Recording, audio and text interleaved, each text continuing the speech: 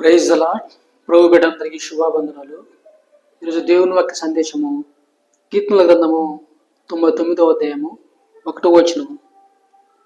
యెహోవా రాజ్యం చేయుచున్నాడు, జనములు వణుకును. ఆయన కెరూబుల మీద ఆసీనుడై ఉన్నాడు, భూమి కదులునని వాక్యం సెలవిస్తుంది. ఈ వాక్యం చదివినాక నాకు గుర్తొచ్చిన విషయం ఏంటంటే, నేను మారుమనసు పొందినప్పుడు నాకు కనిపించే ఒకే ఒక వాక్యం ఈ 99వ కీర్తన. ఆయన భూమి మీద రాజ్యం చేయుచున్నాడు, జనములు వణుకుని సెలవిస్తుంది. ఈరోజు భయంకరమైన యుద్ధాలు, భయంకరమైన జలప్రయాలు, భయంకరమైన వేడి ప్రపంచమంతటా తాండవిస్తుంది. కరువులు, భూకంపాలు, ఇవన్నీ కారణము మనిషి చేస్తున్న పాపము, అలాగే మనిషి మీద దేవుడు కురిపిస్తున్న ఉగ్రత. ఆయన కోపము అగ్ని వంటిది.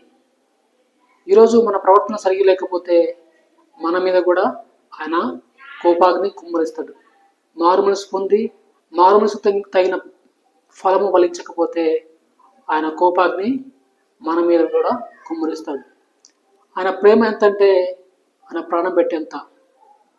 ఒకప్పుడు నోహో కాలంలో జలప్రలయం వస్తుందని చెప్పేసి నోహో చెప్తే ఆ రోజు అందరూ కూడా నవ్వారు, వాళ్ళ సొంత కార్యాలు చూసుకున్నారు.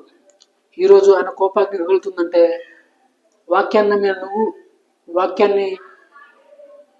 అనుసరిస్తున్న నువ్వు ఇంకా నీ ప్రవర్తన మార్చుకోకపోతే ఆయన కోపాగ్ని మన మీద కూడా రగులుతుంది. ఈరోజు ప్రపంచవ్యాప్తంగా రోజుకు 55 భూకంపాలు సంభవిస్తున్నాయి. 2024 నుంచి 26 వరకు చూస్తే సంవత్సరానికి 20,000 భూకంపాలు సంభవిస్తున్నాయి. కారణం ఆయన కోపాగ్ని. ఈరోజు వరదలు, భూకంపాలు అన్నీ వస్తున్నాయంటే మనిషి చేస్తున్న పాపము అధికమైంది.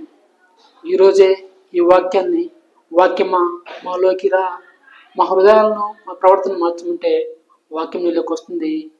ఆయన కృప మనందరి మీద విస్తరిస్తుంది. ఈరోజు వారు మారాలి, వీరు మారాలి అనుకోకుండా నువ్వు మారితే ఆయన వచ్చే త్వరలో నువ్వు కూడా ఎత్తబడతావు.